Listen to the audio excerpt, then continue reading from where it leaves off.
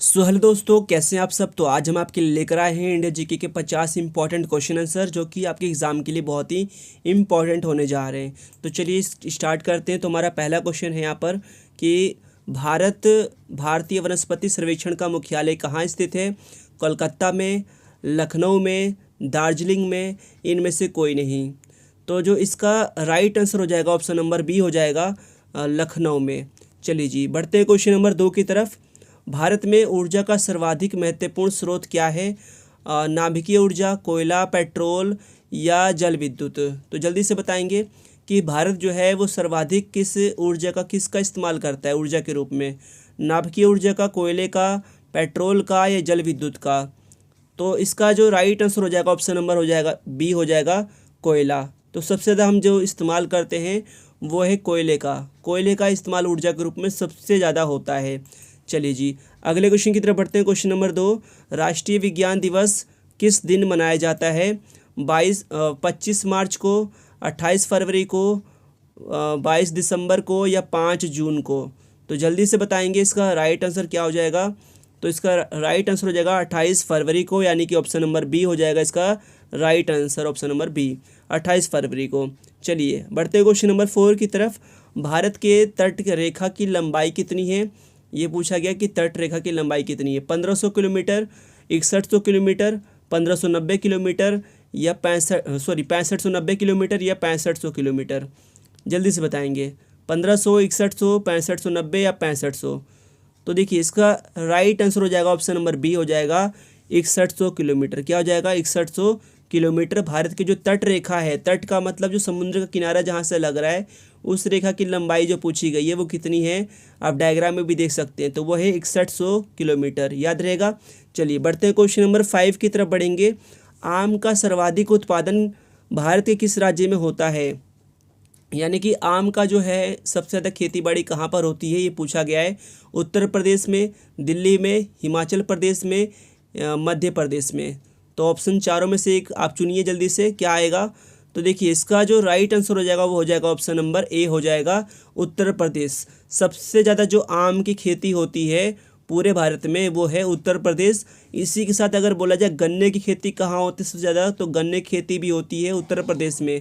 यानी कि चीनी का कटोरा, उसी को कहा जाता है चीनी का कटोरा। चलिए बढ़ते हैं क्वेश्चन नंबर 6 की तरफ बढ़ेंगे। ओके, 6 में देखेंगे भारत की मुख्य भूमि का दक्षिणी नोक है। भारत की जो मुख्य भूमि का दक्षिणी नोक क्या कहलाता है। कैलिमियर पॉइंट, कैप कैमोरीन, इंदिरा पॉइंट, इनमें से कोई नहीं।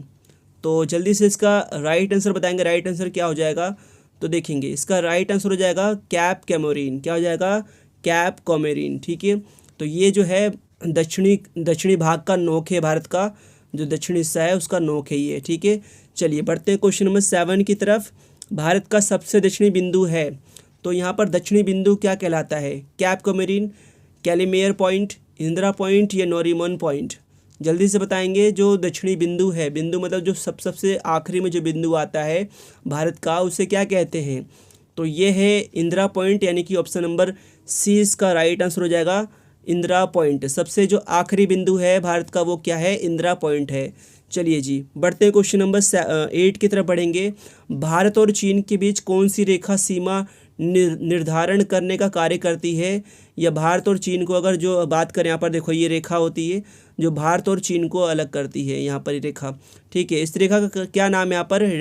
रेडक्लिफ रेखा, डोरंड रेखा, मैकमोहन रेखा या इनमें से कोई नहीं। तो इसको जो भारत को और चाइना को दो भागों में यहाँ पर अलग करती है, इसको बोलते हैं मैकमोहन रेखा। क्या बोलते हैं, मैकमोहन रेखा। यानी कि इसका ऑप्शन नंबर सी इसका राइट आंसर हो जाएगा। चलिए बढ़ते हैं क्वेश्चन नंबर 9 की तरफ। भारत एवं पाकिस्तान को विभाजित करने वाली रेखा जो है वो क्या कहलाती है, जो भारत और पाकिस्तान को अलग अलग करती है। अब देखिए यहाँ पर आप देख सकते हैं यहाँ पर। ठीक है, इसका नाम जो है आपको दिखेगी यहाँ पर, रेड क्लिफ रेखा, रेड क्लिफ रेखा यहाँ पर। तो इसका जो राइट आंसर हो जाएगा ऑप्शन नंबर ए हो जाएगा, रेड क्लिफ रेखा। जो भारत और पाकिस्तान को विभाजित करने वाली रेखा जो है वो रेड क्लिफ रेखा कहलाती है। समझ आ रही बात। चलिए आगे चलते हैं, क्वेश्चन नंबर 10 की तरफ बढ़ते हैं। भारत की सबसे लंबी स्थलीय सीमा किस देश के साथ लगती है। यानी कि वो देश बताना है जो सबसे लंबी बाउंड्रीज कवर करता है भारत के साथ। आप देखिए यहाँ पर डायग्राम देख के आपको समझ आ जाएगा। पहले आप ऑप्शन देखेंगे पाकिस्तान, चीन, बांग्लादेश या म्यांमार। तो देखेंगे ये डायग्राम देखिए आपको यहाँ से समझ आ रहा होगा कि ये कौन सा देश का नक्शा है। तो ये है बांग्लादेश। क्या है यहाँ पर? बांग्लादेश। यानी कि बांग्लादेश की जो रेखा है वो सबसे लंबी रेखा होती है, भारत के साथ कवर करती है जो, यानी कि ऑप्शन नंबर सी इसका राइट आंसर हो जाएगा, ऑप्शन नंबर सी। चलिए बढ़ते हैं क्वेश्चन नंबर 11 की तरफ। भारत का पूर्वी समुद्री तट किस नाम से जाना जाता है? जो पूर्व की अगर आपको डायग्राम में दिखा देते हैं, ये देखिए ये डायग्राम इसका। तो भारत का पूर्वी समुद्री तट जो पूर्व की ओर है, समुद्री तट है यहाँ पर, तो वो किस नाम से जाना जाता है? तो आप देख सकते हैं यहाँ पर ये पूर्व की ओर है। तो देखेंगे ऑप्शन देखेंगे, दीघा तट, मालाबार तट, कोंकण तट या कोरोमंडल तट। तो देखिए पूर्वी के हिस्से में जो आता है उसको बोलते हैं कोरोमंडल तट, यानी कि ऑप्शन नंबर डी इसका राइट आंसर हो जाएगा, ऑप्शन नंबर डी कोरोमंडल तट। चलिए बढ़ते हैं क्वेश्चन नंबर 12 की तरफ बढ़ते हैं। यहाँ पर 12 क्वेश्चन नंबर 12, भारत किस गोलार्ध में स्थित है? यहाँ पर ऑप्शन देखेंगे, दक्षिणी और पूर्वी, उत्तरी और पूर्वी, उत्तरी और पश्चिमी, इनमें से कोई नहीं। तो इसका जो राइट आंसर हो जाएगा ऑप्शन नंबर बी हो जाएगा, उत्तरी और पूर्वी, यानी कि उत्तरी और पूर्वी यहाँ पर भारत इस गोलार्ध में स्थित है। चलिए अगले की तरफ बढ़ेंगे, क्वेश्चन नंबर 13 की तरफ। भारत की सबसे बड़ी सुरंग जवाहर सुरंग किस राज्य में अवस्थित है? आप देखेंगे यहाँ पे डायग्राम में आपको चित्र दिखा देते हैं, ये है जवाहर सुरंग। तो ये कौन से राज्य में है? यहाँ पर राजस्थान में, पश्चिम बंगाल में, जम्मू और कश्मीर में या हिमाचल प्रदेश में। तो इसका जो राइट आंसर हो जाएगा ऑप्शन नंबर हो जाएगा तुम्हारा जम्मू और कश्मीर हो जाएगा, ऑप्शन नंबर सी इसका राइट आंसर हो जाएगा। चलिए तो ये जो जवाहर सुरंग है ना वो कहाँ पर है? जम्मू कश्मीर में। चलिए बढ़ते हैं क्वेश्चन नंबर 14 की तरफ। सियाचिन ग्लेशियर भारत के किस राज्य में स्थित है?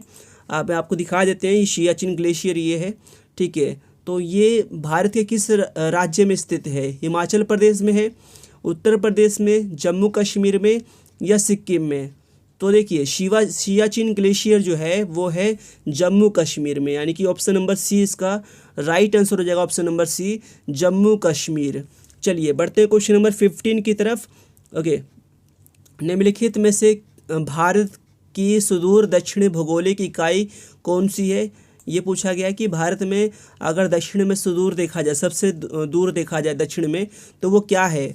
अब देखिए लक्षद्वीप, रामेश्वर, कन्याकुमारी, निकोबार द्वीप समूह। तो बताएंगे जल्दी से इसका राइट आंसर क्या हो जाएगा? तो देखिए इसका राइट आंसर हो जाएगा ऑप्शन नंबर डी हो जाएगा, निकोबार द्वीप समूह, ठीक है।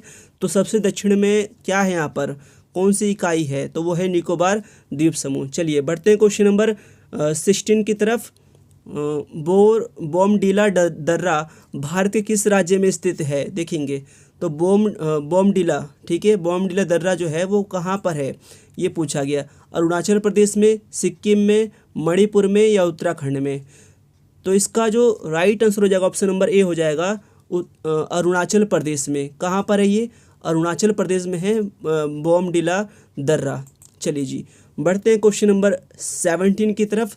निम्नलिखित प्रमुख भारतीय नगरों में से कौन सा एक सबसे अधिक पूर्व की ओर अवस्थित है? जो पूर्व की ओर है वो कौन सा यहाँ पर जो एक नगर है वो कहाँ है पूर्व की ओर? लखनऊ, बेंगलुरु, भोपाल या हैदराबाद? हैदराबाद दक्षिण में है, भोपाल मध्य में है, देखा जाए बीच में पड़ता है, बेंगलुरु भी दक्षिण में पड़ेगा। तो पूर्व के हिस्से में कौन सा इसमें अगर देखा जाए तो लखनऊ बच गया, ऑप्शन नंबर यहाँ पर ए आ जाएगा, लखनऊ। क्या आ जाएगा यहाँ पर? लखनऊ, ठीक है। चलिए बढ़ते हैं क्वेश्चन नंबर 18 की तरफ। भारत में कितने राज्य तट रेखा से लगे हैं? तट रेखा अगर देखा जाए डायग्राम में देखेंगे ये है, यहाँ पर आप गिन सकते हैं टोटल यहाँ पर कितने राज्य हैं जो समुद्र के तट से लग रहे हैं यहाँ पर। तो टोटल जो है वो है 9। कितने हैं यहाँ पर? 9 आप गिन सकते हैं यहाँ पर, तो गिन के भी पता आपको चल जाएगा, ठीक है। तो 9 ऐसे राज्य हैं जो तट रेखा से लगते हैं। चलिए बढ़ते हैं क्वेश्चन नंबर 19 की तरफ। उत्तर भारत में उप हिमालय क्षेत्र के सहारे फैले समतल मैदान को क्या कहा जाता है? देखेंगे तो भाबर और तराई, माफ़ करिएगा यहाँ पर डायग्राम में आपका आंसर ही आ गया है। तो भाबर और खादर और दून और तराई, तो दोनों में से देखो खादर और दून तो आप छोड़ दीजिए, तराई या भाबर। तो देखिए उत्तर में बोला गया है उप हिमालय क्षेत्र के सहारे फैले समतल मैदान को क्या कहा जाता है? अब ये इसका जो राइट आंसर हो जाएगा वो हो जाएगा भाबर।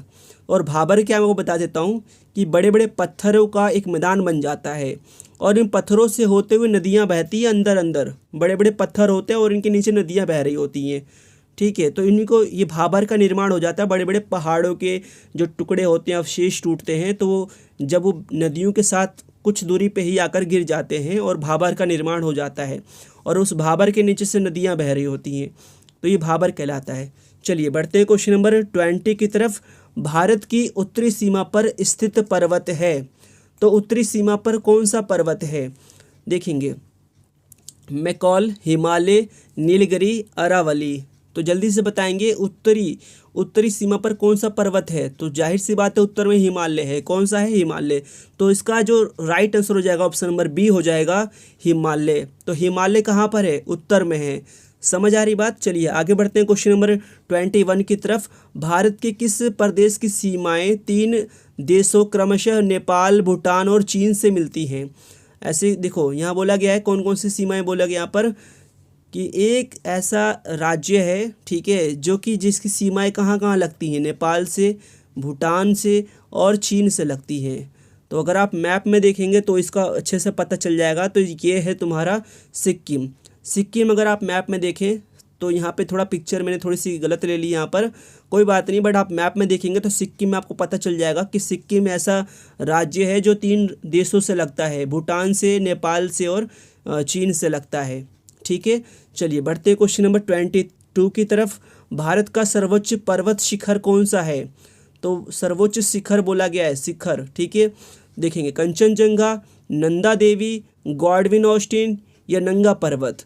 तो सबसे हाईएस्ट अगर बात करें ना हिमालय पर्वत में, अगर हम सबसे ऊंचा बात करें तो वो है K2। क्या है यहाँ पर? K2, Godwin Austen. तो यहाँ पर इसका राइट आंसर हो जाएगा ऑप्शन नंबर सी हो जाएगा, गॉडविन ऑस्टिन। ये सबसे ऊंचा पर्वत शिखर है यहाँ पर, ठीक है। चलिए बढ़ते हैं क्वेश्चन नंबर 23 की तरफ। भारत की कौन सी पर्वत श्रेणी नवीनतम है? नवीनतम मतलब सबसे जो नवीन है, जो बहुत जल्द मतलब सब जितने पहाड़ बने उनमें से सबसे नवीन पर्वत ये है। तो यहाँ पे ऑप्शन देखेंगे, हिमालय, सह्याद्री, अरावली, सतपुड़ा।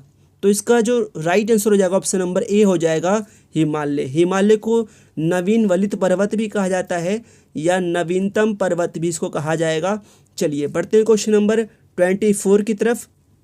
भारत में निम्नलिखित में से कौन सी पर्वत श्रेणी केवल एक राज्य में फैली हुई है? तो यहाँ बोला गया कौन सी ऐसे एक पर्वत श्रेणी है जो केवल एक राज्य में फैली। पर्वत, एक पर्वत है पूरा का पूरा, और पर्वत है और उसी वही एक श्रेणी बनी है, उसी का इस्तेमाल करके यहाँ पर गुफा बनाई गई है, ठीक है। तो अरावली, अजंता, सतपुड़ा, इनमें से कोई नहीं। तो जल्दी से बताएंगे तो ये हो जाएगी अजंता। अगर बात करें अजंता की गुफाएं तो एक पूरा पहाड़ है जिसको तोड़ तोड़ के, ठीक है, एक मंदिर बनाया गया है यहाँ पर। भारत में निम्नलिखित में कौन सी पर्वत श्रेणी केवल एक राज्य में फैली हुई है, ठीक है, और वो है अजंता। अजंता की गुफाएं अगर आप पढ़ेंगे तो। चलिए बढ़ते हैं क्वेश्चन नंबर 25 की तरफ। अरावली पर्वत का सर्वोच्च शिखर क्या कहलाता है? अरावली की अगर बात करें तो सबसे ऊंचा शिखर क्या कहलाता है? गुरु शिखर, शेर, दोदा बेटा, इनमें से कोई नहीं। तो देखिए इसका जो राइट आंसर हो जाएगा ऑप्शन नंबर ए हो जाएगा, गुरु शिखर। तो गुरु शिखर जो है वो अरावली पर्वत का सर्वोच्च शिखर कहलाता है। सर्वोच्च मतलब सबसे ऊपर जो है वो गुरु शिखर है। क्या है वो? गुरु शिखर। चलिए बढ़ते हैं क्वेश्चन नंबर 26 की तरफ। निम्नलिखित में से सबसे प्राचीन पर्वत कौन सी है? सबसे पुराना पर्वत जो अगर बात करें पूरे भारत में, वो सबसे पुराना पर्वत कौन सा पर्वत है? विंध्य, हिमाचल, अरावली या सतपुड़ा? तो जल्दी से इसका राइट आंसर बताएंगे, कमेंट बॉक्स में बताएंगे जल्दी से। तो देखिए इसका जो राइट आंसर हो जाएगा वो हो जाएगा, देखिए डायग्राम दिखा देते हैं, अरावली पर्वतमाला। तो सबसे जो पुराना है यहाँ पर, प्राचीन है पर्वतमाला, वो है अरावली। कौन सा है यहाँ पर? अरावली। चलिए बढ़ते हैं क्वेश्चन नंबर 27 की तरफ। तुजु दर्रा भारत के किस राज्य देखो भारत को किस देश से जोड़ता है? तुरुज दर्रा जो है यहाँ पर भारत को किस देश से जोड़ता है ये बताना आपको। देखिए म्यांमार से, चीन से, नेपाल से या भूटान से। जो तुरुज दर्रा है वो जोड़ता है म्यांमार से। किससे जोड़ता है आपको?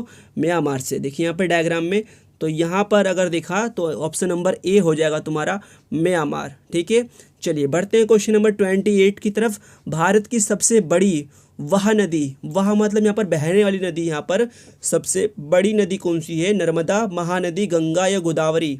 तो जल्दी से इसका राइट आंसर देंगे। आपको यहाँ पे डायग्राम दिखा देते हैं, आपको समझ आ जाएगा। डायग्राम में देखेंगे ये कौन सी नदी है, बताइए जल्दी से। तो जाहिर सी बात है ये गंगा नदी है। तो वह नदी सबसे जो लंबी बहने वाली नदी है वो है गंगा। कौन सी नदी है? गंगा। चलिए बढ़ते हैं क्वेश्चन नंबर 29 की तरफ। नर्मदा नदी का अधिकांश भाग भारत के किस राज्य में बहता है? नर्मदा नदी की बात हो रही है, तो किस राज्य में बहता है? सबसे ज़्यादा किस राज्य में है वो? सबसे मेजोरिटी किस राज्य में देखने को मिलता है? ठीक है, नर्मदा नदी का। तो देखिए मध्य प्रदेश, राजस्थान, गुजरात और महाराष्ट्र। तो नर्मदा बिल्कुल बीचों बीच में पड़ता है, ना तो राजस्थान से टच करेगा ये, ठीक है, राजस्थान से तो बिल्कुल नहीं टच करेगा, गुजरात से भी नहीं टच करेगा, ठीक है, महाराष्ट्र के आसपास थोड़ा बहुत है, पास है, लेकिन टच नहीं करेगा ये वो वहाँ पर भी। तो ये टच करेगा मध्य प्रदेश को। किसको करेगा? मध्य प्रदेश। यहाँ पे देखेंगे नर्मदा नदी यहाँ पर आपको दिख रहा है यहाँ पर। तो ये कौन कौन से राज्य को टच कर रहा है आपको ये भी दिख रहा है, नर्मदा नदी। ठीक है, तो ये आएगा मध्य प्रदेश। अधिकतर भाग जो है वो कहाँ पर है इसका? मध्य प्रदेश में। ठीक है, हाँ कुछ राज्य को भी टच कर रहा होगा, लेकिन यहाँ पर मेनली जो भाग है वो कहाँ पर है? मध्य प्रदेश में। चलिए बढ़ते हैं क्वेश्चन नंबर 30 की तरफ। निम्नलिखित में से किस नदी का उद्गम स्थल भारत में नहीं है? अगर हम बात करें यहाँ पर कौन सी ऐसी नदी है जिसका उद्गम जो है वो भारत में नहीं है? ठीक है, चिनाब, रावी, सतलज या व्यास? कौन सी नदी है? देखिए यहाँ पर डायग्राम में देखेंगे तो कौन सी नदी है, तो यहाँ पर हम बात करें सतलज की, तो सतलज जो है वो भारत में उद्गम नहीं होता इसका। ये आप देखेंगे चाइना का जो हिस्सा है तिब्बत, तो तिब्बत से इसका उद्गम होता है। ठीक है, यानी कि सतलज जो है वो भारत में इसका उद्गम नहीं होता है। ठीक है, आप देख सकते हैं यहाँ पर सतलज नदी। कौन सी नदी है? सतलज नदी, या सतलुज नदी आएगा, सतलुज बोलेंगे इसको, सतलुज नदी। ठीक है, चलिए बढ़ते हैं क्वेश्चन नंबर 31 की तरफ। भारत की सबसे बड़ी मीठे जल का झील निम्नलिखित में से कौन सा है? ये बोला गया मीठे जल का झील कौन सा है? पुष्कर झील, लोककट झील, वूलर झील या डल झील? तो देखिए अगर आपको झील दिखा दें, यहाँ पर ये झील है और झील देख के पता तो चलेगा नहीं, लेकिन मीठे जल का झील है। ये कौन सा झील है बताएंगे? तो ये है वूलर झील। भारत का सबसे मीठे जल का झील होता है वूलर झील। यहाँ ऑप्शन में देखेंगे, ऑप्शन में आंसर मिल गया आपको, ऑप्शन नंबर सी हो गया आपका। चलिए बढ़ते हैं क्वेश्चन नंबर 32 की तरफ। उत्तर पूर्वी भारत की सबसे बड़ी झील लोकटक या लोकटक किस राज्य में स्थित है? मेघालय में, मणिपुर में, त्रिपुरा में, मिजोरम में? तो देखिए जी यहाँ पे जो आपको दिख रही है, यहाँ पर एक डांस कल्चर जो हो रहा है ये मणिपुर का है। कहाँ का है? मणिपुर का। तो मणिपुर इसका जो राइट आंसर हो जाएगा, ऑप्शन नंबर बी हो जाएगा मणिपुर। ठीक है, कि उत्तर पूर्वी भारत की सबसे बड़ी झील जो है ये लोकटक, वो किस राज्य में स्थित है? तो वो है मणिपुर में। कहाँ पर है? मणिपुर में। चलिए बढ़ते हैं क्वेश्चन नंबर 33 की तरफ। भारत में ताजे जल की सबसे बड़ी झील वूलर झील जो है वो किस राज्य में स्थित है? अगर वूलर झील की बात करें तो कहाँ पर है? देखेंगे बड़ी ही प्यारी सी झील आपको दिखाई दे रही है स्क्रीन पर। तो ये कहाँ पर है? उत्तर प्रदेश में? बिल्कुल भी नहीं, उत्तर प्रदेश में इतनी बड़ी झील, इतनी सुंदर झील नहीं है यहाँ पर। जम्मू कश्मीर में बिल्कुल वही हो सकती है, या उत्तराखंड में, या हिमाचल प्रदेश में। तो हम यहाँ पर जो राइट आंसर हो जाएगा वो हो जाएगा बी, जम्मू कश्मीर। क्या हो जाएगा? जम्मू कश्मीर। देखेंगे राइट आंसर ऑप्शन में बी हो जाएगा, जम्मू कश्मीर। तो वूलर झील कहाँ पर है? वो है जम्मू कश्मीर में। चलिए बढ़ते हैं क्वेश्चन नंबर 34 की तरफ। भारत की प्रसिद्ध लैगून झील कहाँ है? अब अगला बोला गया है लैगून झील की बारे में बात हो रही है, तो ये कहाँ पर है? देखेंगे लैगून झील है, माफ़ करिएगा, भारत की प्रसिद्ध लैगून झील है। और वो झील कौन सी है? मानसरोवर झील, चिल्का झील, पुलिकट झील या डल झील? तो लैगून झील जो है वो है चिल्का झील। कौन सी है? चिल्का झील। चलिए बढ़ते हैं क्वेश्चन नंबर 35 की तरफ।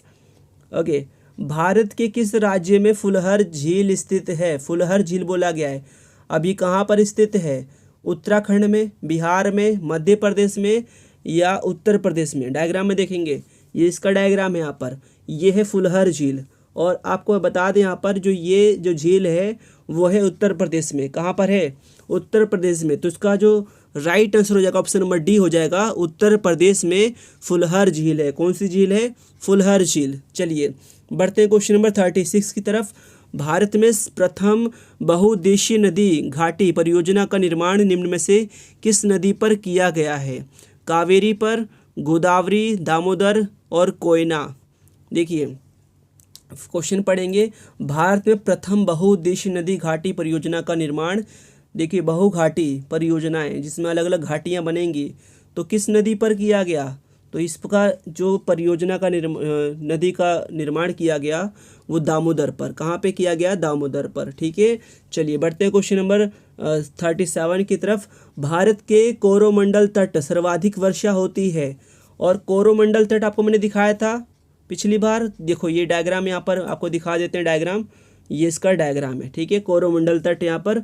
तो सबसे ज़्यादा बारिश कब होती है, कि कौन से महीने में? जून से सितंबर में, अक्टूबर से नवंबर में, जनवरी से फरवरी में, या मार्च से मई तक। तो बताएंगे जल्दी से इसका राइट आंसर क्या हो जाएगा। तो देखिए अक्टूबर से नवंबर में सबसे ज़्यादा जो बारिश होती कोरोमंडल पर वो होती है अक्टूबर से नवंबर में। ऑप्शन नंबर बी इसका राइट आंसर हो जाएगा। चलिए बढ़ते हैं क्वेश्चन नंबर 38 की तरफ। भारत में सर्वाधिक वर्षा प्राप्त करने वाला स्थान है। सबसे ज़्यादा जो बारिश होती है वो किस जगह पर होती है? मासिनराम में, बीकानेर में, शिमला में, इनमें से कोई नहीं। तो देखिए मेघालय का एक जगह है मासिनराम। क्या है यहाँ पर? मासिनराम। सबसे ज़्यादा बारिश वहीं पर होती है पूरे भारत में। आप डायग्राम में देखेंगे यहाँ पर मासिनराम में ये विलेज है यहाँ पर, तो इसमें बहुत ज़्यादा बारिश होती है पूरे साल। तो यानी कि ऑप्शन नंबर ए हो जाएगा तुम्हारा मासिनराम। चलिए बढ़ते हैं क्वेश्चन नंबर 39 की तरफ। भारत पाक बगलिहार परियोजना निम्नलिखित नदियों में से किस एक पर स्थित है? कौन सी नदी पर स्थित है? यहाँ पर ये परियोजना है बगलिहार परियोजना। तो देखेंगे ये डायग्राम है इसका, नदी का यहाँ पर चित्र दे रखा है। झेलम, सतलज, व्यास, चिनाब। तो ये जो परियोजना बनी है बगलिहार परियोजना वो चिनाब नदी पर। कौन सी नदी पर? चिनाब नदी पर स्थित है। ठीक है, चलिए बढ़ते हैं क्वेश्चन नंबर 40 की तरफ। और भारत के किस राज्य में जाड़े के मौसम में वर्षा होती है? कौन सा ऐसा राज्य है जहाँ पर जाड़े में भी यानी कि सर्दियों के अंदर भी बारिश हो रही है? देखेंगे यहाँ पर महिलाएं जो हैं वो बारिश, और ये ठंड का माहौल है, यहाँ पर ठंड का मौसम है, यहाँ बारिश हो रही है। तो भारत के किस राज्य में ऐसा होता है कि भैया ठंडे में भी बारिश हो रही है? उड़ीसा में, पश्चिम बंगाल में, केरल में, या तमिलनाडु में? जल्दी से बताएंगे इसका राइट आंसर क्या हो जाएगा। तो देखिए इसका जो राइट आंसर हो जाएगा ऑप्शन नंबर ए हो जाएगा, उड़ीसा में। ठीक है जी, चलिए बढ़ते हैं क्वेश्चन नंबर 41 की तरफ। और भारत के पश्चिमी समुद्री तट पर वर्षा किस मानसून से होती है? तो कौन सी मानसून है? देखेंगे ये देखिए डायग्राम दिख रहा है आपको, डायग्राम में देखिए। तो कौन सी मानसून के द्वारा यहाँ पर बारिश जो है वो होती है? ठीक है, दक्षिण पूर्व, दक्षिण पश्चिमी, पश्चिम, उत्तर पूर्व या उत्तर पश्चिम? तो जल्दी से इसका राइट आंसर बताएंगे। तो देखिए दक्षिण और पश्चिम, इसमें दो हवाओं की जो धाराएं बहती हैं और अपने साथ जलवायु लेकर आती हैं, जलवाष्प लेकर आती हैं। ठीक है, और वो हैं दक्षिण और पश्चिम की जो जलवायु है वो एक तरफ से चलती है और अपने साथ वर्षा को लेकर आती हैं। तो इसका जो राइट आंसर हो जाएगा ऑप्शन नंबर बी हो जाएगा, दक्षिण और पश्चिम। ठीक है, चलिए बढ़ते हैं क्वेश्चन नंबर 42 की तरफ। भारतीय वन सर्वेक्षण विभाग का मुख्यालय कहाँ स्थित है? अब अगला पूछा गया है यहाँ पर कि भारतीय वन सर्वेक्षण विभाग का मुख्यालय कहाँ पर है? नई दिल्ली में, देहरादून में, भोपाल में, या नागपुर में? जल्दी से बताएंगे इसका राइट आंसर क्या हो जाएगा। तो चलिए आपको बता देते हैं, इसका राइट आंसर हो जाएगा ऑप्शन नंबर बी हो जाएगा, देहरादून। क्या हो जाएगा? देहरादून। चलिए बढ़ते हैं क्वेश्चन नंबर 43 की तरफ। भारत में वृक्षारोपण उत्सव जिसे वन महोत्सव के नाम से जाना जाता है के जन्मदाता कौन है? देखो वृक्षारोपण उत्सव मनाया जाता है या वन महोत्सव मनाया जाता है, तो इसको किसने प्रारंभ किया था? जवाहरलाल नेहरू ने, विनोबा भावे ने, के एम मुंशी ने, महात्मा गांधी ने? तो जो ये उत्सव है वन महोत्सव का जो उत्सव है वो देखो जवाहरलाल नेहरू, यहाँ पर आपको डायग्राम दिखा रहा हूँ, फोटो दिखा देता हूँ। ये जवाहरलाल नेहरू नहीं है, विनोबा भावे भी नहीं है और महात्मा गांधी भी नहीं है। तो ये है के.एम. मुंशी। क्या है इनका नाम? के.एम. मुंशी, जिन्होंने भारत में वृक्षारोपण उत्सव, जिसे वन महोत्सव कहा जाता है, तो इसका प्रारंभ कराया था के.एम. मुंशी ने। ठीक है जी, बढ़ते हैं अगले क्वेश्चन की तरफ, क्वेश्चन नंबर 44 की तरफ। विश्व में कुल वन क्षेत्रफल का कितना प्रतिशत हिस्सा भारत में है? बहुत अच्छा सा क्वेश्चन आपके लिए लेकर आए यहाँ पर। देखिए, पूरे वर्ल्ड में जितना पेड़ पौधे हैं यहाँ पर, वन है, उसका कितना क्षेत्रफल भारत के पास है यहाँ पर, ये पूछा गया है। 2.11%, 2.82%, 1.9%, इनमें से कोई नहीं। तो देखेंगे इसका जो राइट आंसर होना है यहाँ पर, राइट आंसर जो है वो है ऑप्शन नंबर बी, यानी कि 2.82। क्या हो जाएगा इसका राइट आंसर? 2.82% जो है पूरे विश्व का अगर देखा जाए तो भारत के पास जो वन का जो क्षेत्रफल है वो है 2.82%। चलिए बढ़ते हैं क्वेश्चन नंबर 44 की तरफ।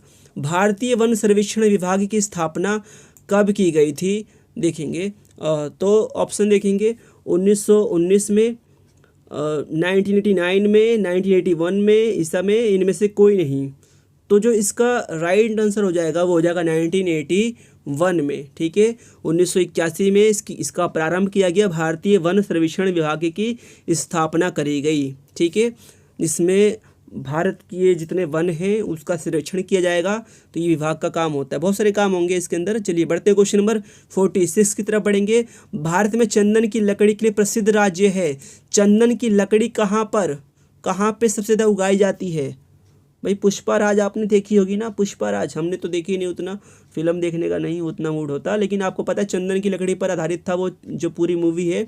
ठीक है, तो देखिए यहाँ पर कहाँ पर इसका सबसे ज़्यादा प्रसिद्ध राज्य कौन सा है? नई दिल्ली, केरल, कर्नाटक, असम। तो आपको पता है यहाँ पर साउथ के अंदर चंदन की लकड़ी ज़्यादा उगाई जाती है, चंदन के पेड़ ज़्यादा उगते हैं यहाँ पर।